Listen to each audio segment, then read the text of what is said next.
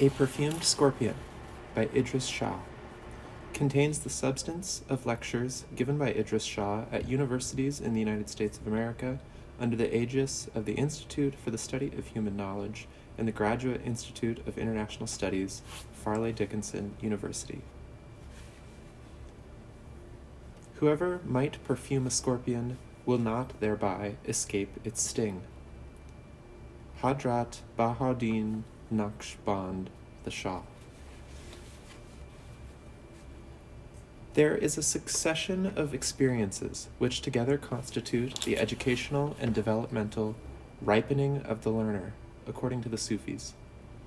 People who think that each gain is the goal itself will freeze at any such stage and cannot learn through successive and superseding lessons. Jalaluddin Rumi put it in beautiful verse in the 13th century. Man gulam ian ki dar har rabat, kushra wasil na danad bar samat, bas rabate ki babayad tark kad, ta ba maskan da rasid yak rus mard. I am the slave of whoever will not at each stage imagine that he has arrived at the end of his goal. Many a stage has to be left behind before the traveler reaches his destination. We can run through a number of contentions about education as understood by the Sufis and represented both in their literature, in their stories, and in their traditional ways of communicating materials and inducing experiences, to note both what is new and unfamiliar, and what may fall into the interstices of contemporary educational activity. Monitoring by the teacher maintains progress. Time lag between exposure to impacts and their absorption, together with the fact that people often abolish the impact of a story by fending it off with a wisecrack or riposte, may make acceptable social behavior, but it can make for lack of sensitivity in the event. Attention to these factors is a part of Sufi expertise and care. The need to monitor one's own reactions and to see why one is behaving in a certain way, self-observation without neurotic abasement, may be taken as the next important feature. Even at the very early stage of time lag, wisecrack and self-study, we can easily note how difficult it is for some people to get the measure of what they are doing, how one may not know one's own time lag characteristics, how one may wisecrack automatically, unable to control their response, how one may dive into an orgy of introspection. For this reason, the monitoring of the Sufi teacher may be said to be so necessary as to justify the institution of teachership. The attachment to externals, esteeming the container and not the content, is also a major human tendency, and a further explanation for the presence, or at least the effect, of the mentor. Barriers to learning. The barriers to learning may be noted through illustrative stories or observed in oneself. Secondly, they may be so ingrained through habit that there is a need for an operation of some kind, an exposure to an interchange for them to yield. We have already noted that barriers cannot be dealt with by mechanical structures, by repeatedly telling people not to be subjective, for instance. This merely makes the determination not to be subjective ingrained as a characteristic in itself. It does not impart the quality of being able to do what one thinks one should be doing. Indirect teaching. Indirect teaching and the accumulation of a number of impacts or teachings to make up a single whole is another feature of Sufi study. What is called in some disciplines enlightenment can be in the Sufi process the result of the falling into place of a large number of small impacts and perceptions, producing insights when the individual is ready for them. The fact that one may be learning bit by bit and storing up little pieces of information and experiences which are almost insensibly to come together at some later date naturally does not recommend itself to people who may be offered somewhere else something which it is claimed will give them instant insights. Hence, the grasping for catch-all categories of teaching, which always claim to be comprehensive. Sufi study, therefore, cannot hope to compete with instant illumination offering systems, just as much vaunted nostrum called snake oil will claim much more attention from some people than something less dramatic.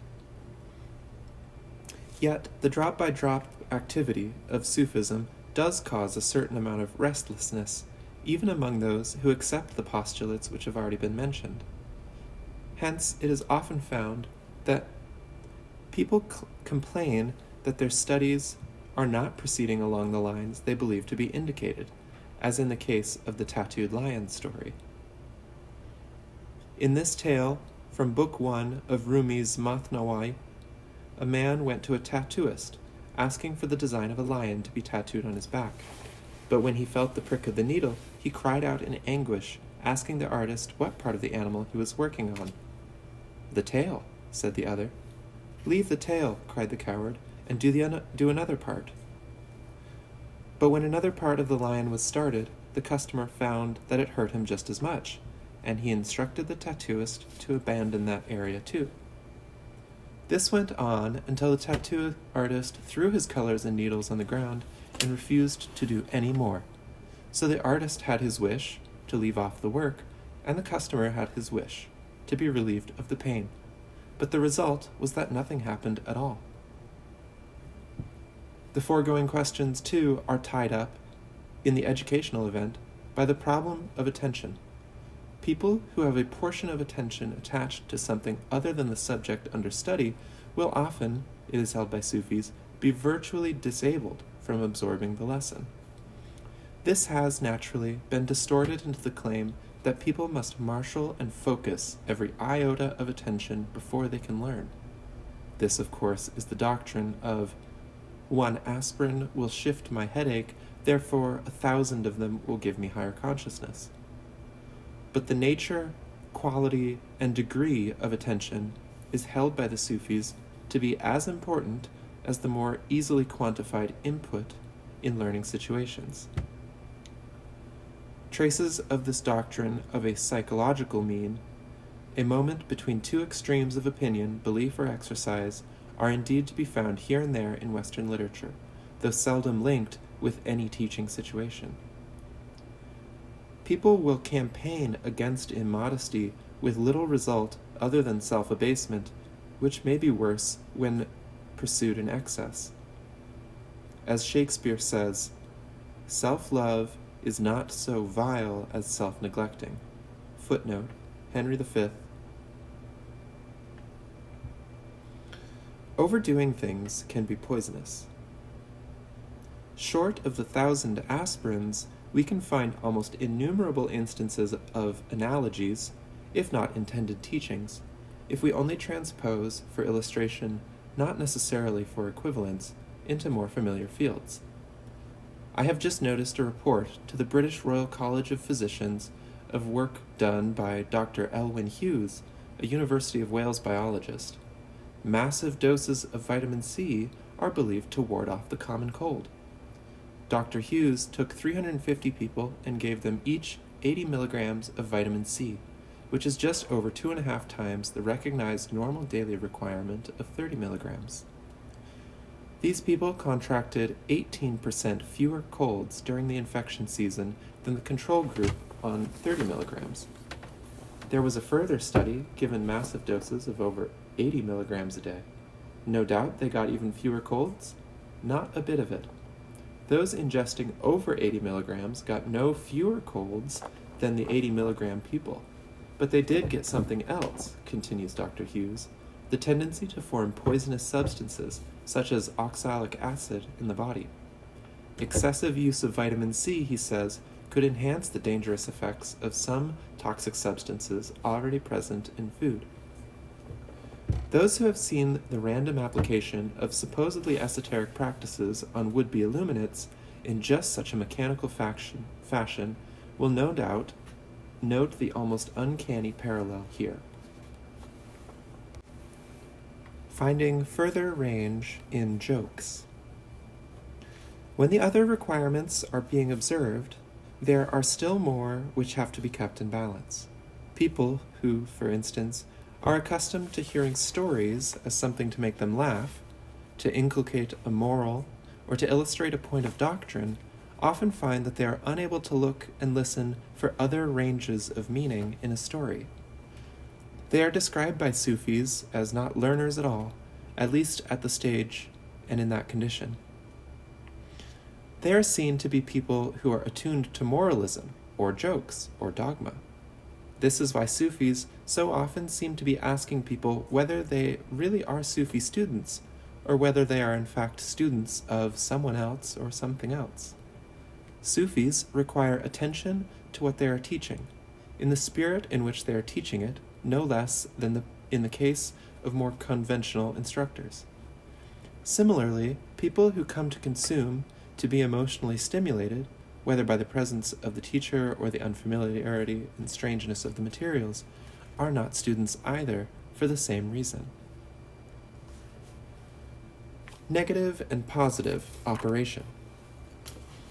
It might be said that people are always trying to test the genuineness of the teacher, but I have found more fake students than fake teachers. Then there are those who, listening to what I have just enunciated, will say that we are harping on negatives and not affirming positives.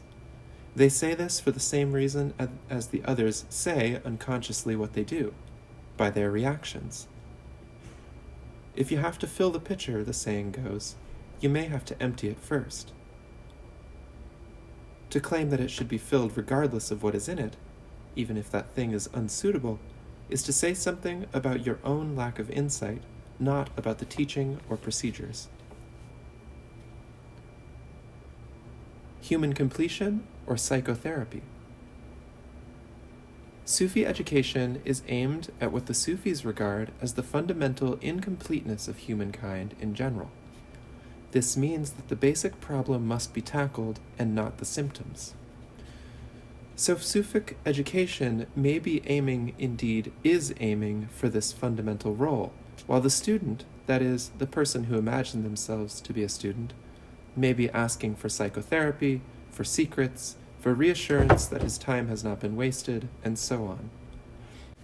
It is because the pitcher is already half full that Sufis have to clear the way to understanding of these basic contentions before real teaching, as distinct from overfilling, can take place. This is not to say that the Sufi wants people to abandon anything which they already know, but it does mean that the Sufi must expect, as any teacher would in any field, that the requisite conditions for learning obtain. If the desire to oppose it, or the desire to consume it, are too strongly marked, there is little prospect of the learning process taking place at all. Sufism learned by means of itself. Sufi study, too, is learned by means of itself, and rarely can even parts of it be approached through the individual claims of other formulations. It has its own postulates, some of at least, which are not regarded as basic or even relevant in other systems. It is thus of the greatest importance that the student or observer of the Sufi phenomenon shall realize that Sufis do not teach in terms of other systems, however traditional or modern. Sufi work may verify and illuminate, say, psychology. We have yet to find that, say, psychology can produce a better way of studying or understanding Sufism and its teaching methods. Cult formation as an abnormality. Failure to observe Sufi criteria in trying to learn, very much more often than not, will result in the oversimplifications which lead to a cult, or the trivialization which leads to a vague religiosity, or in the intellectuality which leads to hair-splitting of an often comic kind. All these hypertrophies are well represented in cults and organizations, groups and writings, which you can find all around you. I have already more than once publicly invited people to familiarize themselves with those materials so that they may find out whether they can see things as we do, or whether they prefer the other partial approaches. Hemispheric brain function. An Eastern position on left and right-hand brain functions might well be that, however important these specializations may respectively be, and however useful it can be to define them, there is yet another mode of cognition, although it may be connected with the interplay of the two. On the subject of the two ways of thinking, Omar Khayyam, who died about 8.5 centuries ago, might have been writing in his poem about formalism and belief when he stresses that both ways of thinking give rise to equally fallacious assumptions. Kaume mutafakar and dab mazab wadin, jame mutahayarand dar shak wa yakin, naga man adi bar ayad si kamin, ki eya be kabaran ra na'an ast na'in. People are thinking about creed and belief, all confused between doubt and certainty. Suddenly a call comes from the beyond. O uninformed ones, the road is neither this nor that. Transposition of concepts.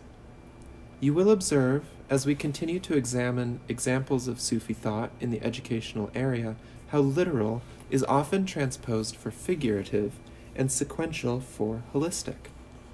I say deliberately because this is not to be confused with the ordinary processes by which the one becomes the other through misunderstanding or cultural deterioration. Among the Sufis, the transposition is carried out deliberately, though not as a matter of policy, only in response to situations where there has been, as it were, a congealing of thought. The Sufi teacher's perception of this is generally an inward one, so that the examples which we choose as illustrations are only the crudest, the ones which have aspects which appear in physical encounters and verbal interchanges.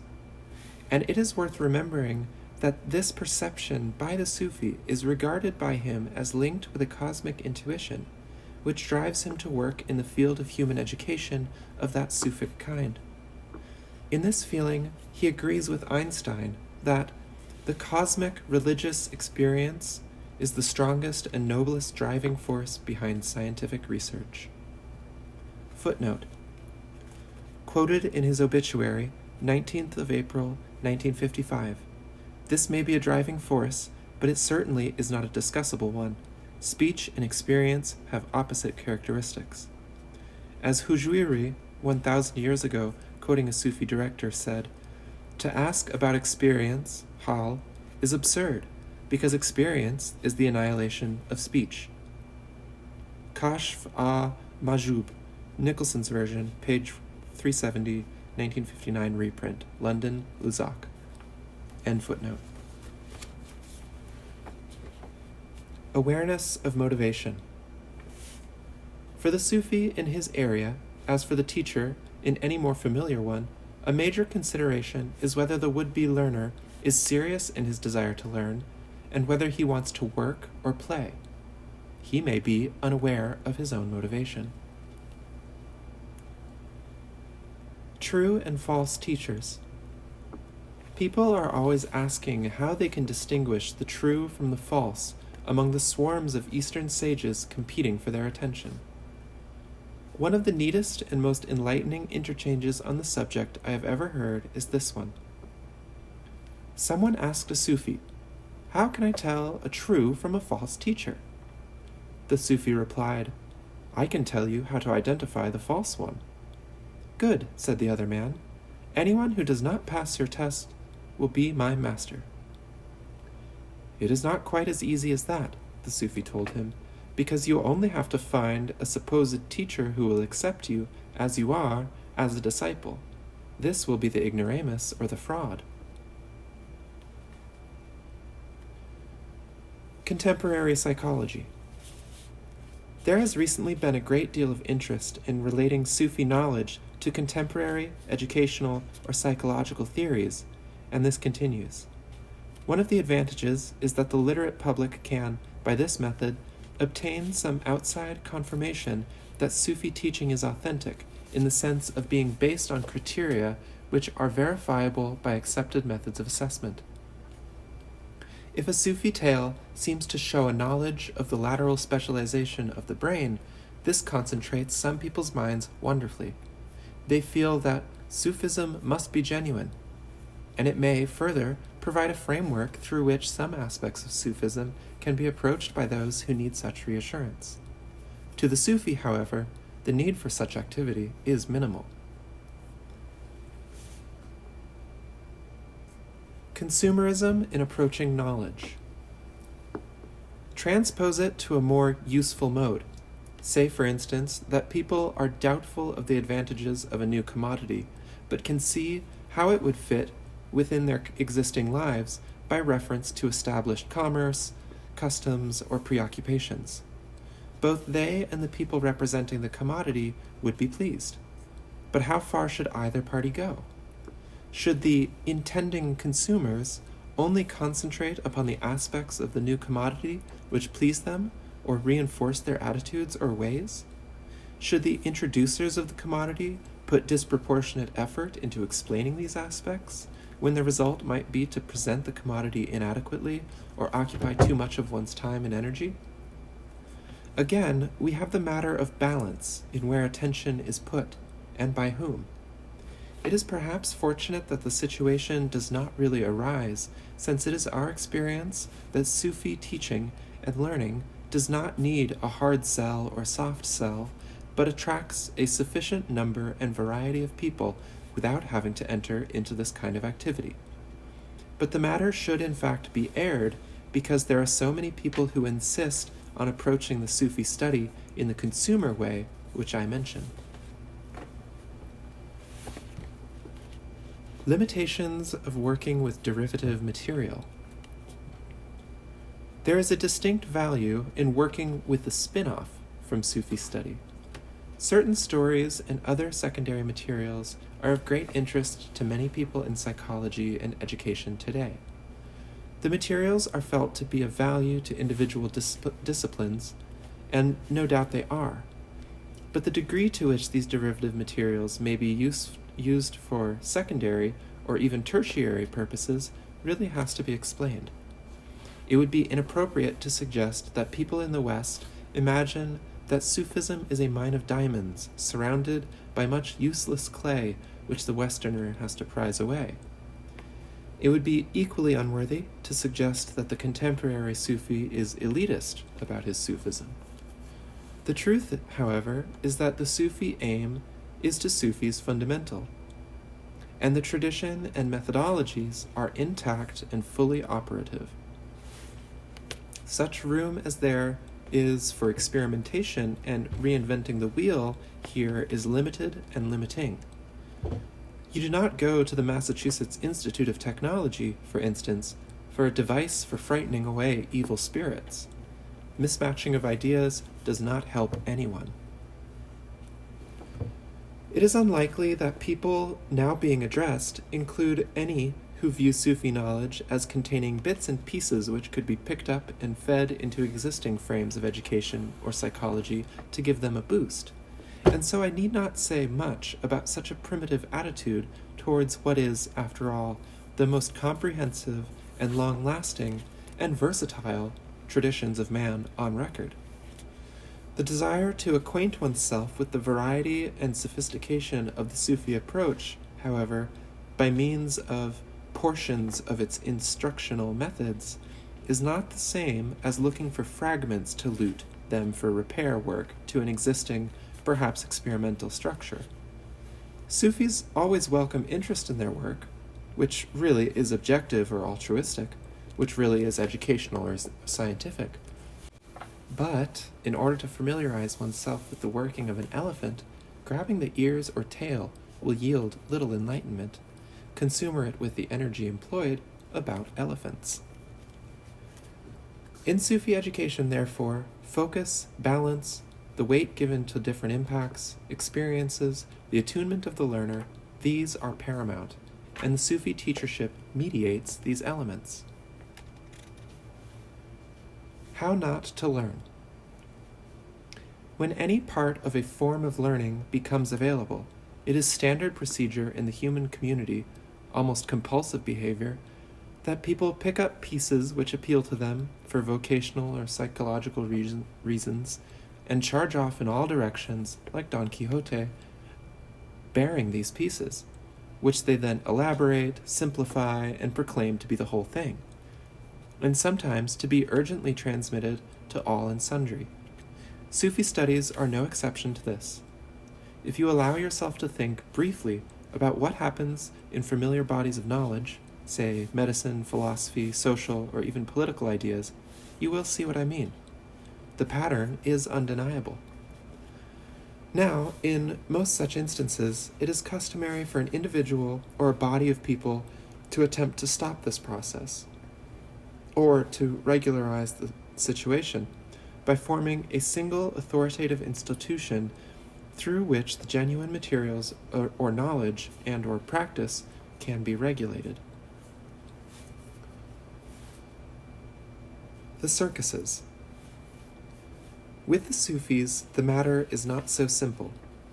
With us, the cults are more publicly visible than the authentic teaching.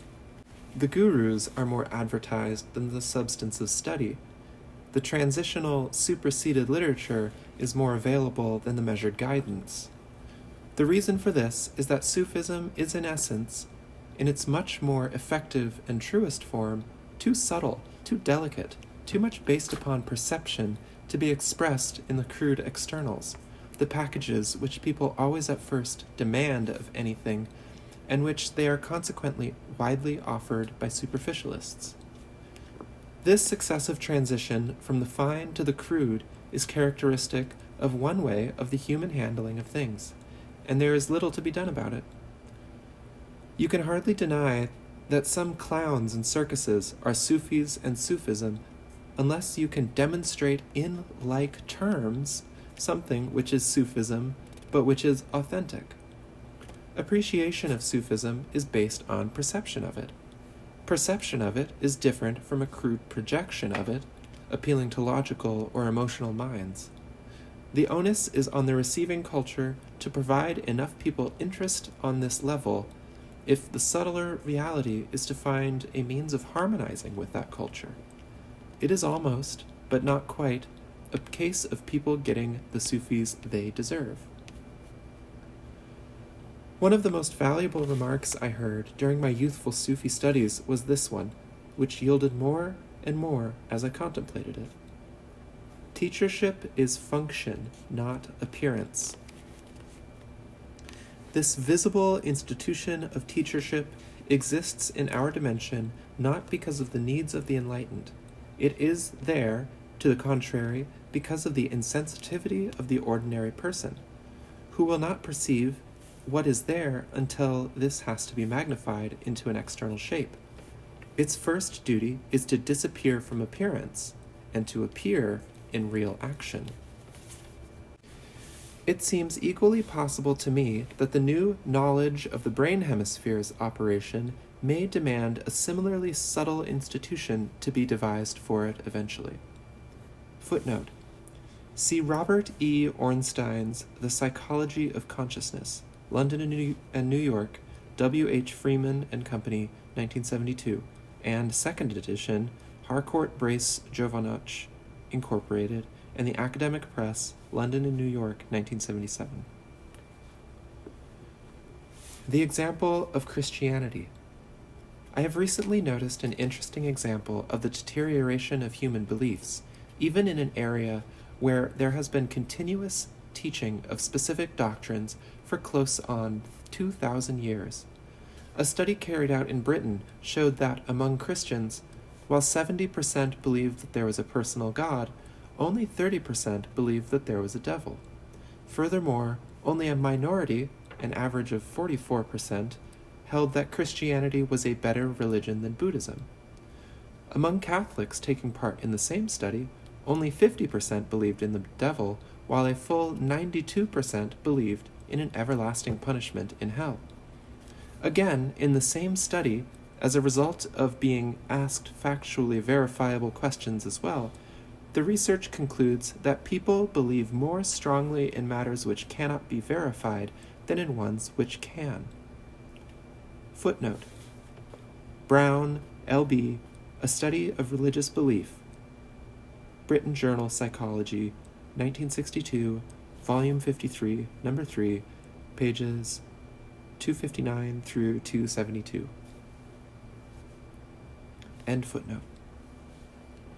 From the total of Christian believers questioned, only 1 in 3 believed in human evolution. Quite apart from several other matters which came up in that paper, published in 1962, and now quite famous, it surely is interesting to observe that the religion of a number of religious people is at variance with the dogmas of religion which they profess, in spite of their having been exposed to its virtually unopposed specific teachings for many centuries, nearly 2,000 years. How successful is education? If Buddhism is better than Christianity, why remain a Christian? If there is no God, how can one be a Christian? If there is no devil who is presiding over the everlasting punishment in hell, how can hell be something which is still believed in? On what evidence, or by what process, are some of the Christian beliefs accepted and others discarded? People used to quote, "I think, therefore I am," but surely it is a matter of "I believe it, therefore it must be so." Footnote: Cogito ergo sum of Descartes, 1596-1650. Huxley showed that this phrase, when analyzed by Cartesian methods, really boils down only to something called thought exists. Huxley, Descartes' Discourse on Method.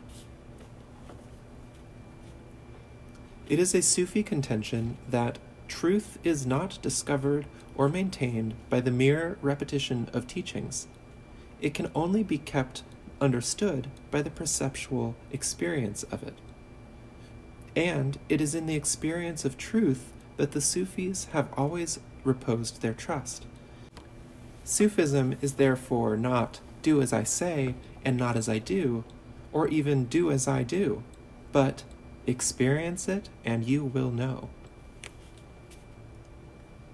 Modifications through imagination. The knowing, of course, has to be primary. Resorting to secondary renditions is all very well, but as Rumi said, you cannot reach the milk by the way of the cheese. Speak to each person in accordance with his understanding. This aphorism used by Sufis bears study. The Sufi can only teach where there is public demand, as well as an external goal. The public can perceive the goal only when ready to do so. It holds true in the teaching situation where you can measure the understanding of the student. But such is the distortion of understanding in any general population, caused by the biases which cultures implant and the programming and inflammation of the mind produced by so many pressures, that I feel we could modify this slogan in dealing with the general public to speak to everyone. They will modify it according to their imagination. It is often said that one should ignore obtuseness and never tackle it head-on, that by definition you can do nothing about it. How convenient it would be if things were really as simple as that. Experience shows that sometimes, at least, you must deal with obtuseness. Otherwise, it may indeed happen that obtuseness will deal with you. If someone were to ask you what people it was among whom you would find Christians who believed that Buddhism was a better religion, that there was a God but no devil, that concrete facts were less reliable than beliefs which could not be proved, and that there was no devil but there was everlasting punishment in hell, would you be inclined to think that it was Britain? Sufi analysis of education. After that gallop in strange but local country, we may return to our Sufic method of looking at education, as carried out by the concentration of indicated impacts. First, I would like to summarize what Western people state education is. A recent study published in the United States tells us that Western education may be split into three major categories. 1. The indoctrination system, which is generally called the transmitting of the values and disciplines of the culture into the next generation. 2. The idealistic system, which believes that what is inside should be allowed to come out. This has been called Romanticism. The interaction system, the most modern type, which stimulates the student and develops him or her by feedback, also known as progressivism. The Sufi attitude to these three modes is that indoctrination alone is undesirable, that idealism may ignore that there are things to put in as well as to bring out, that interaction depends for its success upon a knowledge of what then and how to feed back, in order to enable the development, possession of knowledge, and enrichment to take place. The interaction, which is closest to the Sufi attitude, demands that it be served by experiences which are themselves products of real understanding. In their education, therefore, the Sufis operate a method of working with their pupils, which is, because based on the possibilities of the situation, sometimes mystifying to observers. The theoretical approach, making people do things or learn things because this incantation is held to be good in itself, is probably very far behind us, though I cannot forbear from quoting to you the results of an investigation into an aeroplane crash as a consequence of the folklore method of education. A wide-bodied jet with nearly 300 passengers on board was coming into land at Nairobi Airport, Kenya, one day with a captain who had logged more than 18,000 flying hours. The plane was pulled out of its attempted landing when just within 70 feet above some rocks and scrub. It had been trying to fly below ground level. The captain had been with the company, one of the world's biggest, for 30 years. 13% of captains in this airline, it is stated, have failed their jumbo training courses, the highest failure rate in the world. Other world airlines have averaged only 3.5% failures. Investigations by their Airline Pilots Association have shown that the course given to pilots does not actually test the ability to fly the aircraft, but it is heartening to read that the working party wants the exam to be replaced by a company exam based on what pilots actually need to know to fly an aircraft. As a comparison, the American airline United is quoted as having only had one failure to pass in 250 tests of pilots. Footnote: Sunday Times, London, 15th of August, 1976, page 13, columns 6 through 8. Is modern education designed always on interaction? What are its sources and objectives? Sufi education is based on Sufi knowledge. What interests many people outside, I fancy, and always has, is not so much that Sufi knowledge can be, but how it is that Sufis have so much knowledge of things which other people are concerned about. I have already said that the Sufi answer to this is that they get this other knowledge. Recently noted in ancient Sufi classics are references to spaceflight, power in the atom, evolution, time and space theory, navigable balloons, sphericity of the earth, etc., as a byproduct of what modern researchers would doubtless categorize as a holistic or comprehensive mentation. At any rate, it is to us a byproduct, however useful in our professions. So when we talk of education, we must admit that the Sufis are fundamentally preoccupied with their own kind of knowledge. They are deeply interested in what other people call education, but this is mainly because, in a world where cultural transmission of information and abilities is the preferred method, the nearer people come to the truth about ordinary things, the nearer they will be to the Sufi experience of objective fact, beyond culturally transmitted experience. Who would admit to ignorance? Saadi, the classic Sufi poet, in his Rose Garden, makes a reference to this when he says that human ideas of knowledge are so fallacious that even if all conventional knowledge were to be removed from the world, there would be not one person who would admit to being ignorant. Footnote: Saadi, the Gulistan, 8th book, Council 32. Saadi continues in pointing out the educational problems of value-laden teaching, with a little aside about a Muslim and a Jew. To my amusement, he says, a Jew and a Muslim were having an argument. The Muslim said, "If I lie, may I die a Jew." And the Jew, with equal vehemence, swore that if he were to break his bond, he would wish to be regarded as a Muslim, like his despised opponent. It is on such murky pools as these, deeply filled with assumptions and conditioned bias, that people heroically try to erect educational structures. They will try, too, to produce or elicit, condition or cajole out of them the more balanced, fulfilled, socially acceptable man or woman. The Sufis are not always popular for having said that for every person there are differing circles of belief, including those which are held by the surrounding community, and those which are known by direct perception. Or for saying that education should come from knowledge, not theory. The aim.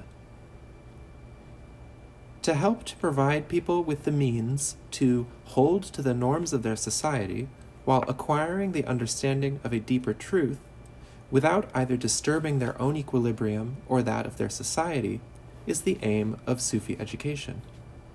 As one Sufi has said, if ordinary people who admit the imperfection of their knowledge can sustain society, how much more can the Sufi manage to retain his equilibrium, faced both with the principles of the environment and the knowledge of where it fits with an ultimate reality? Flexibility. What the Sufis would regard as preparatory education, preparing people for deeper experiences as well as enabling them to fit into the existing society, involves above all a flexibility of approach with which many people regard as inconsistent with ordinary life.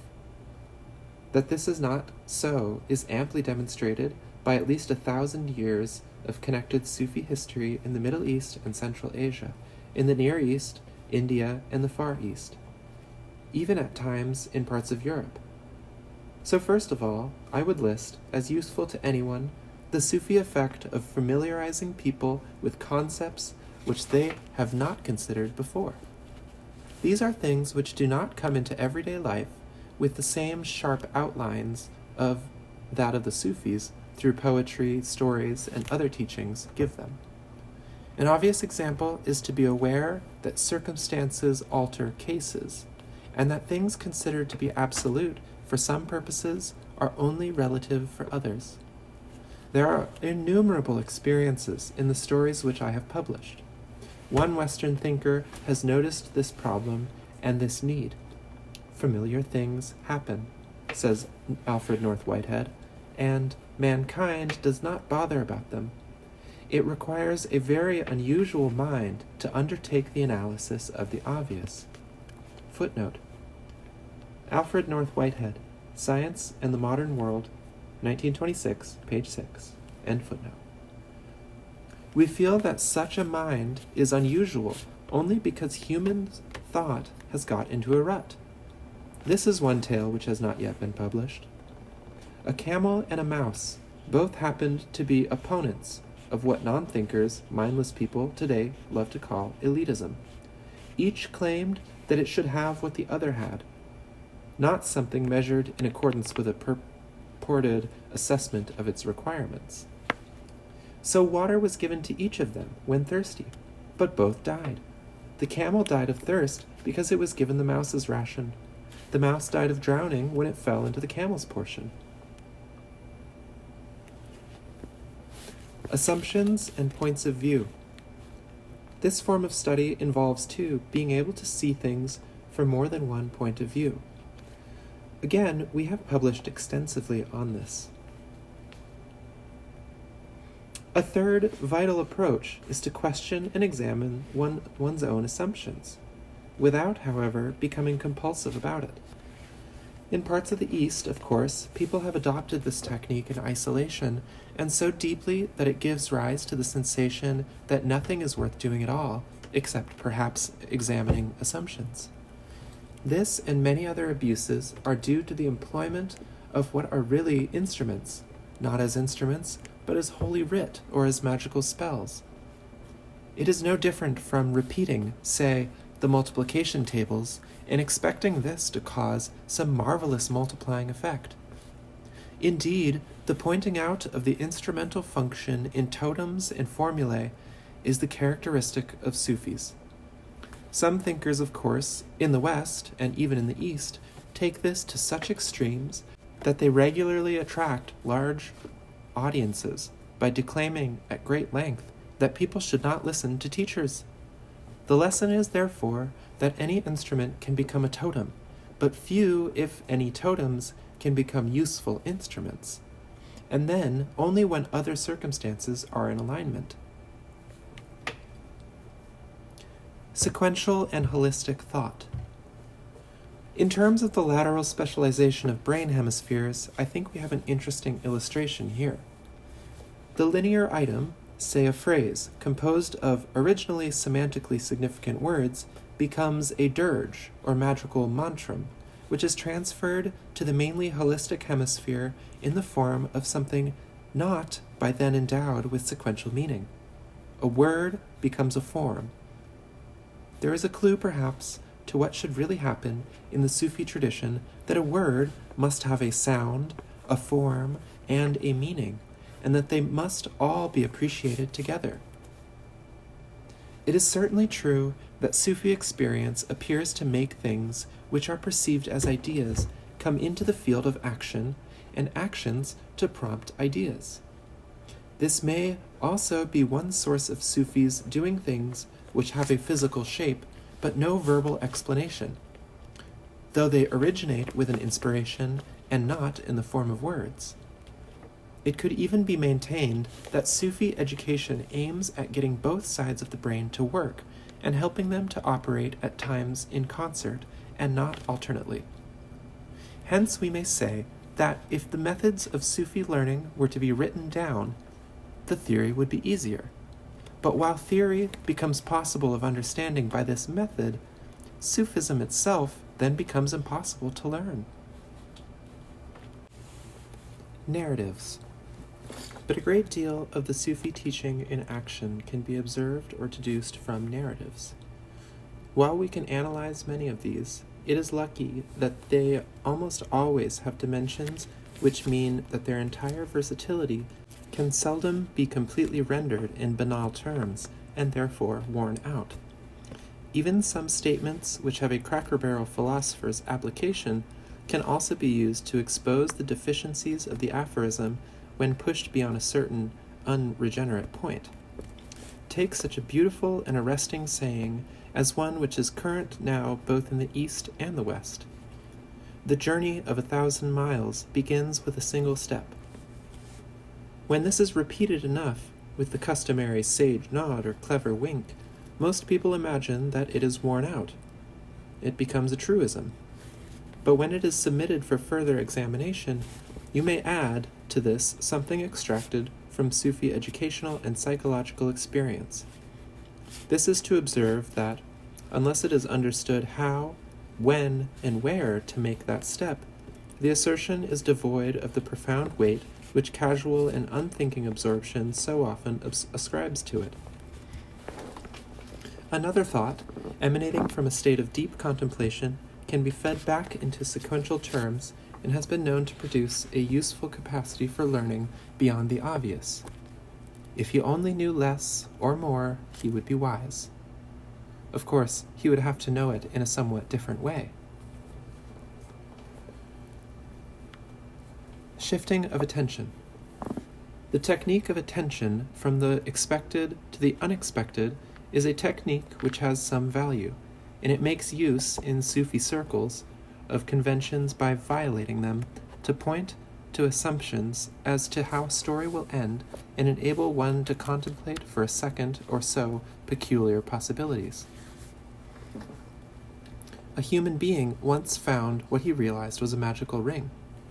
He put it on his finger and, with the usual formula, said, "Ring, do your work." In a twinkling of an eye, he found himself transformed back into the being which he had been before he had found a ring and wished to be human.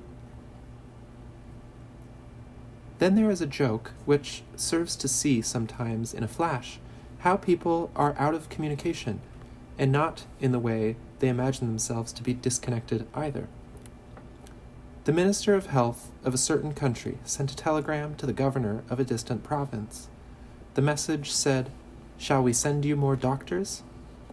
The reply, which came back from the yokels, was, "Send less of the accursed magic spells which you are smiting us with disease, and we won't need any more of your doctors." There is another humorous tale, which, among other illustrations, emphasizes that people often think and act in isolation, not realizing that this may sooner or later end in trouble, both in the ordinary world and in spiritual studies. There was a countryman who had sold his watch because, he told a visitor, the trains ran on time within earshot, and he therefore did not need one. "But how will you tell the time, say, in the early hours of the night, when there are no trains?" "That's easy. I have a bugle by my bed. When I want to know the time at night, I blow it hard, as loud as I can, out the window. Someone always shouts, 'Who's that fool making such a noise at 3:10 in the morning?'" Basis of Sufi theory and practice. Sufi knowledge is the knowledge of something beyond customary human perceptions, yet reached through the very world whose characteristics often stand in the way of such perceptions. This could well be a summary of the theory and practice of the Sufis. Seen in this way, some of the logic in one's approach may be reconstructed. I say reconstructed, of course, because, from the Sufi viewpoint, no argument or rationale is needed, no general theory of how and why one gets from A to B, because the Sufi knows about the A and B.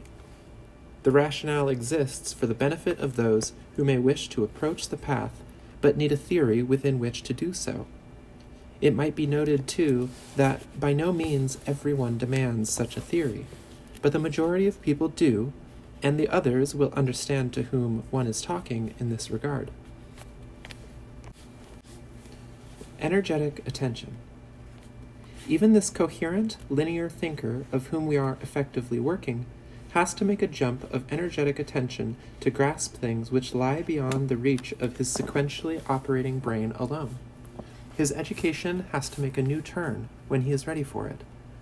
This point comes, by the way, at the stage indicated by this interchange.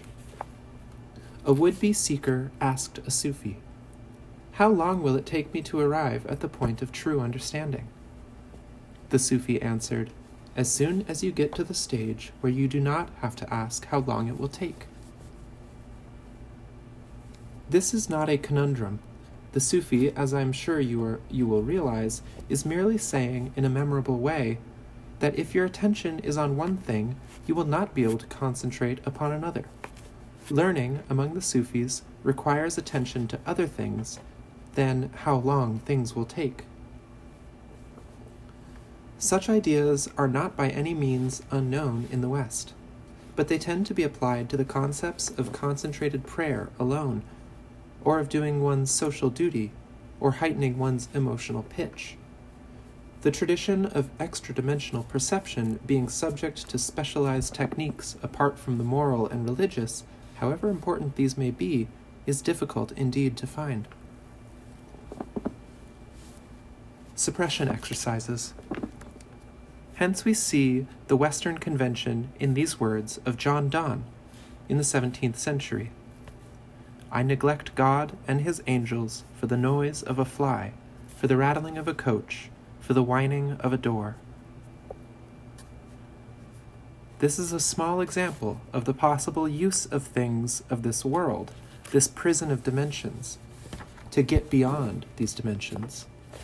Oddly enough, it has been objected that it is absurd to use something in order to transcend that very thing. Yet the smallest example from ordinary life will surely show that it is what we are doing all the time. With the Sufis, however, it is more strongly stressed that this is so. For instance, if you teach someone how to count, starting with piles of stones, in order to end up with the relatively abstract Arabic figures, you may be said to have employed the concrete to get to the abstract, and to have used stones as something which you are determined to supersede. If you do not do this, of course, keeping the constant awareness of the suppression factor in front of you, your learning system is in danger of becoming fossilized. You get conditioned to stones. The Sufi teacher's educational mission, too, is to work himself out of a job. This brings us to the seeming paradox and source of great curiosity, the Sufi organization and philosophy or ideology. The purpose of the Sufic learning frame, whether it is to be a school, a body of literature, or a set of ideas, is both to conduct one further and also to be dispensed with, so that it does not become an end in itself. The visible cults which are well known in the West are degenerations of learning systems, and are those which have failed to observe this essential theory, and hence produced a grotesque. Anonymity of the Sufi. Now we can explain why it is that Sufis hardly ever refer to themselves as such. It is so that the word should not be the substitute for the experience. Sufis, throughout history, have been known by so many names and styles that it even looks deliberate to outside observers. There are numerous different names for Sufi study centers, for the exercises, for the teacher and the learner. There are Sufi books which read like poetry, which speak of love or religion, which are full of stories or of theology, or even of the lives of saints. How then do Sufis know one another? Sufis just do. Here is a link which needs no external object, not even a word to maintain it. But how can we, the outsiders, it may be asked, know that all these people and all these artifacts, literature, and so on, belong to the Sufi and to no other tradition? Almost always because Sufis put in enough context, reference to other Sufis, affirmations about Sufi experience, and so on. But there are many exceptions. For instance, although the major classics, which are numerous, are observable without doubt as Sufic, there are other books which only Sufis realize are Sufic in content and meaning. The classic historical example of this is when the great teacher Ibn Arabi of Spain wrote a book, The Interpreter of Desires, in the 13th century. He was bitterly criticized for pretending to write a spiritual material while really wallowing in love poetry. In a dramatic and historical inquisitorial event, Ibn Arabi himself interpreted the book, The Interpreter, line by line, to show his accusers the meaning in a religious sense, which were veiled by his allegory to their very great discomfiture. This is one of the most famous of all public Sufic teaching exercises. Since that time, informed people have been very chary of accusing Sufis of profanity or even irrationality. So the Sufi entity does not exist like the kind of agency we have for teaching other things. It cannot try to compete with the massive buildings of the law courts. It does not try to claim that its literature is invariably and literally true, irrespective of the state of the surrounding culture, rather the reverse. It does not deal in labels, at least not in labels which cannot be peeled off. The institution exists, but its cohesive force, the Sufi would say, is the knowledge which resides within it, which makes it exist far more permanently than bricks and stones, theories, and other externals. Harmonization. In order to learn from this institution, it is required that one harmonize with the concept. This harmonization signals the entry of the individual into the learning situation. The idea of teaching and learning among the Sufis is not always strictly similar to how it is understood in other systems. For example, few people would deny that if you are teaching a student or trying to reach him or her, and his attention is on something else, the real situation is that no teaching or learning is in fact taking place at the moment. The student is absent in reality, although present in physical terms. In conventional schools, everyone knows this, but the fact is usually monitored retrospectively by examinations, tests, or performance. But for the Sufi, the situation is everything. When you are not learning, you are not his pupil, and all responsibility towards you ceases for the period which you have broken your contract. He seeks, of course, to draw this shortcoming to your attention, or to draw you back to your attention on the subject. And he tries to do this because he can, because, that is, he has, in the modern phrase, feedback. He realizes that what he is teaching, which he feels he is conducting, is not finding a correct response. So here we have another peculiarity of Sufi learning. The concept that people's attention or receptivity may alternate in effectiveness is so much more than an observation, so different from a truism that it is hard to describe it other than to use what is often thought today to be unacceptable terminology. He or she must be in spiritual contact with you in order to know how to help your perceptions, and above all, your understanding, to develop.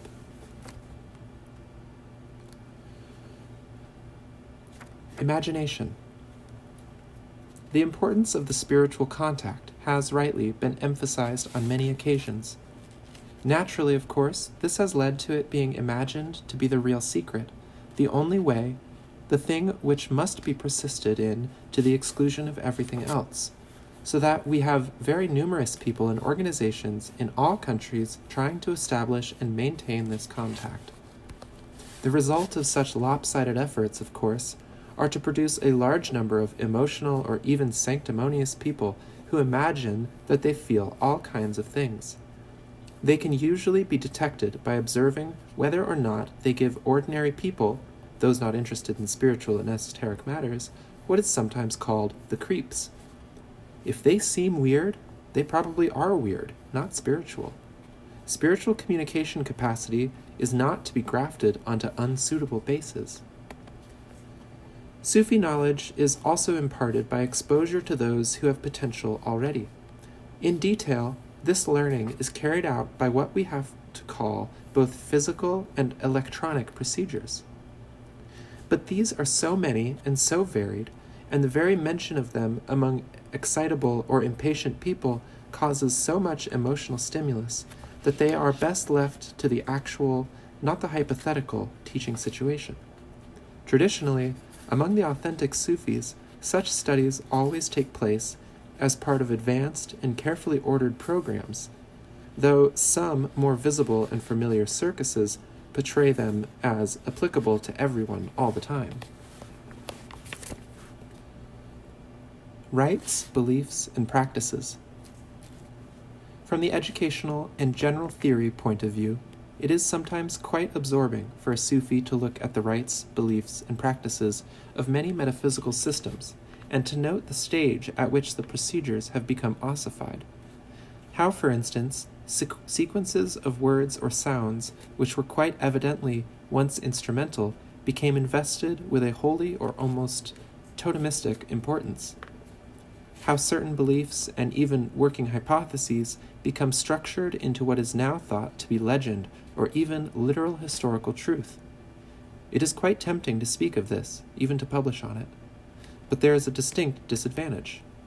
Many of these schools or cults are social phenomena, strongly believed in by their adherents, who have more often than not stabilized their lives and their psychological equilibrium on the literal or allegorical truth of what someone else may see as vestiges, fossils, even, of a teaching school. To disturb such a situation can seldom have the kind of salutary results that some optimists might suppose. Apart from hostility, sheer depression can be caused. Quite often, too, nothing at all happens, as I remember from a small experience in Morocco. The evil eye. My wife and I went to Morocco when she was expecting a child. She went into a shop and looked at kaftans, and very much liked one of them. The price asked was far too high, and so we left the shop, only to be pursued down the street by the proprietor, who was now trying to give it to us for nothing. I asked him why he should give it away like that. "Don't you understand?" he shouted. "What kind of people are you? A woman in that condition, when she covets something, puts the evil eye on anyone who doesn't give it to her. I don't want the evil eye." I said, "That is nonsense, and you know it." "I know it is, but what can I do? You see, I believe it." He knew, and he knew that he knew, and he was helpless. I am not suggesting that the people who are wedded to such misunderstandings are entirely inaccessible. As long as the true facts about something are represented and available, there is always a chance, in fact, a certainty, that some will appreciate them. But among the greatest discoveries of humanity, surely, is that it is surpassingly valuable not to mistake one thing for another. Among civilization's greatest weaknesses, I believe, is neglecting this lesson in certain areas. But I am not sure that if you can interest a murderer in mere robbery, you are really making progress in all useful directions. The Sufi effort towards the acquisition of extra-dimensional cognition, in spite of all the qualifications which I have been compelled to hedge its approach, can be seen in the specialization of its attitudes. By this, I mean that if you want to do something, and you know something about it, you are often in a better position than a theoretician is to plan the approach to doing it. The desire matched by the means. In the West, great advances of all kinds have been made, and we need not list them, for they surround us, by the application of certain principles. So it is with the Sufis. The difference in approach is the main, easily observable distinction. A desire for something, however intense, is basic, but must, in both our attitudes, be accompanied by a means for obtaining or attaining it. That is how you produce great feats of engineering or physics.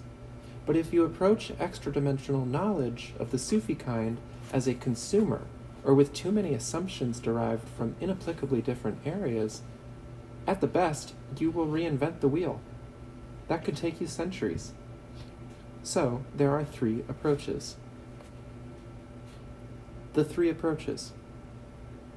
In order to select one of them, one must know what they are. Most people do not, in my experience. First, you can try to force your way through by sheer effort. Your experience in your fields and ours in our own shows that this does not work for less crude ambitions. Second, you can imagine that you are learning when you are really only consuming or admiring or seeking attention. That is the behavior of the cultist or ignoramus. Third, you can apply principles offered by those who are supposed to know something about the subject already. That is the way. Yet many of the people who want self-realization are not really prepared to adopt the methods offered. A delightful lady of my acquaintance who visited us recently said, "If I don't get higher consciousness before I die, I'm going to be so mad." So, learning how to learn is the Sufi answer, and it is observed by looking closely at Sufi ways of approaching things. 2 ways. Of these ways is represented in Sufi activity by inducing the individual's brain to balance itself so as to enable him to think as effectively about non-sequential things as about others. This is illustrated in a tale where the teacher effectively gives his pupil an exercise in thought, which is carried out by attending to the seemingly inexplicable words which he says. A man went to a Sufi and asked, "What are the ways to greater consciousness?" The Sufi said, "The ways of destiny and of great personal effort." "And how," asked the man, "is the way of great personal effort followed?" "That is a matter to be answered in the way of destiny." Another important aspect of being able to learn from the Sufi orientation involves the state of the learner. If he is, for example, liable to react aggressively or masochistically, these barriers will tend to make it difficult for him to progress. Here is an instance of something which I myself observed. The false student learns his falsity. When I was young, I was sitting one day at the entrance to the meeting place of dervishes where I was living. A man who looked like a wandering fakir trudged up to me and said, "I want to see your master." I went inside and told our teacher this, but his only words were, "I refuse to see him." Rather nervous at having to carry such a message, I nevertheless did it. The visiting dervish answered me, "A Sufi cannot, of course, refuse to see a real traveler on the way of truth, yet your master refuses to see me. It has taken this rebuff to teach me that I am not yet really a seeker. In apparently being cruel, he has done me the honor of giving me a lesson. In being seemingly kind, by welcoming me and flattering me, he would have only helped perpetuate my ignorance and self-love. I only hope that you, in your turn, will learn as much from this great man as I have today." It does indeed take a lot of learning to differentiate within oneself between indulgent self-abasement and the humility without reward which enables one to learn. In a society where the refusal to see you is only interpretable as due to pressure of work or as a personal affront, it needs a lot of work on oneself. Yet when we say it takes a lot of learning, I cannot fail to observe that it is only a matter of where you put your effort. We have all seen people put more effort than is needed in Sufi study into willing a one-armed bandit to disgorge a jackpot of coins. Come back in 3 years. On another occasion, I learnt how one has to say and do whatever it is that will really help, not something from a book or a list of admonitions. I sat once with a sage who had received a visitor anxious to learn truth, and he had told him to come back after 3 years. I asked, "Why did you tell him to return in 3 years?" The Sufi said, "My boy, worse advice he could have gotten anywhere. Better advice he would not have taken." Examining assumptions. I developed the habit of examining my assumptions without this becoming a compulsion through one phrase which I heard in a teaching interchange when I must have been about 12 years old. This was when the Sufi said to someone, "If you have to ask that question, you are not going to be able to understand the answer." As time passed, I worked out how to formulate the questions whose answers might be useful to me. An attitude which can seem perplexing, but which trains the mind to be flexible without producing cynicism, is another familiar Sufi preoccupation. One of my teachers put it in this memorable way to me, and I was able to use it as a framework through which to approach many things, including the very many changes in life and circumstances which befell me. The untaught and the wrongly taught. Hindsight, he said, shows how often yesterday's so-called truth may become today's absurdity. Real ability is to respect relative truth without damaging oneself by refusing to realize that it will be superseded. When you observe that today's controversies often reveal not relevance, but the clash of the untaught with the wrongly taught, and when you can endure this knowledge without cynicism, as a lover of humankind, greater compensations will be open to you than a sense of your own importance or satisfaction in thinking about the unreliability of others. The assessment of the relative importance or value of people and situations, or components of a situation, in regard to their learning function, is a further Sufi specialization. In other words, things which happen in everyday life may or may not conduce towards learning about humanity and about extra-dimensional reality. One can become aware as to which of these are useful by having allegories or paradigms which recur, and which are recalled to the mind and form a guide. One example is contained in this story. The Wise Man and Foolishness. 2 men were fighting when a wise man came along. One of them ran off in a rage, and the other said to the newcomer, "I have been practicing placidity and calm for many years, and I am regarded as a religious man. And yet that man, who has become angry, calls me a fool. What good will that do him?" "Ah," said the wise man, "if you are a fool, perhaps by tomorrow, when his temper cools, he will realize that it is vain to argue with fools. But if you are a fool, tomorrow you will almost certainly still be one, in spite of all your experiments in placidity, but he will have learnt something." It will not have escaped your notice that I have been moving from one illustration to another without necessarily linking the two.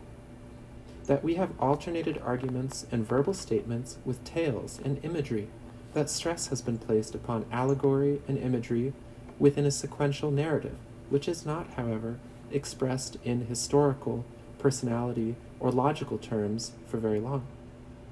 I have chosen this method of approaching the subject in order to attempt the switching of attention which is characteristic of the Sufi literary techniques of stimulus, and what is technically termed scatter, to give you a glimpse, in 20th century terms, of the atmosphere and method of the classical books of the Sufis of the past.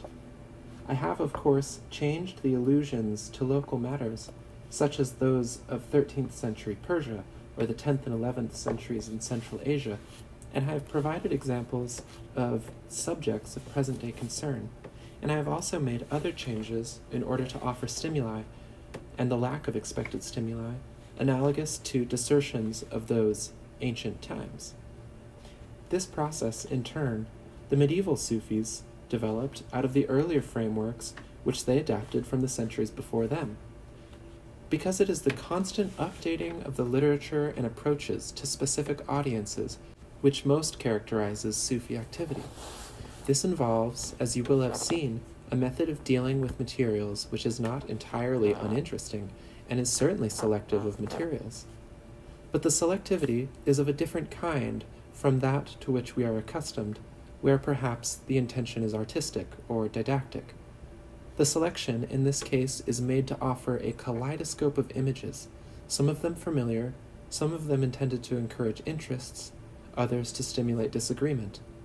But a major intention behind such materials is to enable the reader or hearer to observe his own reactions, as well as merely to react or to memorize. It is amusing to record that this technique, so easy to observe when one is on the lookout for it, has so confused and so often annoyed scholarly, sequential, no doubt, analysts, that they have had very hard things to say about it. Chaotic literature. In the case of Jalaluddin Rumi's Mathnawai, written in the 13th century, literary and Orientalist specialists delight in describing it as chaotic, running off at tangents, being emotional rather than logical, full of information interlarded with tales and stories, and derivative because it is replete with quotations. Yet the Mathnawai, though not understood by everyone, is still regarded as one of the world's literary masterpieces, and by Sufis as a textbook of their schools. Its contemporary value has, of course, been reduced by the fact that present-day readers do not subscribe to all its postulates, and because one needs a Persian cultural background to make full use of its dimensions. Coming as I do from a culture saturated in the Mathnawai, even I had to be coached by my teachers in the parallels to Rumi's 13th century concepts before I could make the transition to the Central Asian mentality of my early years. Naturally, nobody less than a major poet could today produce anything as compelling as the form and content of the Mathnawai, but its Sufic scatter plan can nevertheless distinctly be observed and reproduced in a manner adequate for other cultures in continuing its educational work. Discontinuity. Perhaps the greatest heritage of Sufi thought, if we are to review both the literature and the actual Sufi school methods, is the establishment and maintenance, in writing and action, of the principles of flexibility and discontinuity, though not at the expense of adequate lucidity and the capacity for sustained thought. This seems to be nothing less than adding an extra switching mechanism to the established ones. By this I mean that we are all familiar with the process whereby our thinking is, so to speak, switched by others and by outside impacts. We call this the effect of emotion, or the driving force of logical thought, according to the kind of thought which is uppermost. We are also aware of what might be called deliberate thought, when we decide to think about something, either sequentially or holistically. From the latter concept, we tend to assume that all our thought is controlled, or that, if it is not, it is rightly uncontrolled. Who, for instance, would like to do a kind action as a deliberate decision? It has to be produced by some other impulse, something outside our control, for us to accept it as real. But the relative weakness of the ordinary, untrained consciousness in being able to switch itself on and off, to deepen itself, or to hold certain areas in abeyance, is seen to be weak when we observe how individuals and numbers of people are played upon, diverted, and pulled along channels chosen by others, sometimes acceptably, sometimes otherwise. Among the Sufis, this is regarded as a lack of concentration or incomplete mentation. It is, I believe, only those who have not experienced this who tend instantly to imagine that directed thought, directed by oneself to a far greater degree than is usual, would be sure to sacrifice something else. This cannot be preached as doctrine, since when rendered in mechanical terms, such as those which I have to use to get this down on paper, or into relatively coherent verbal terms, it sacrifices the element which gives this experience its sublime and liberating life.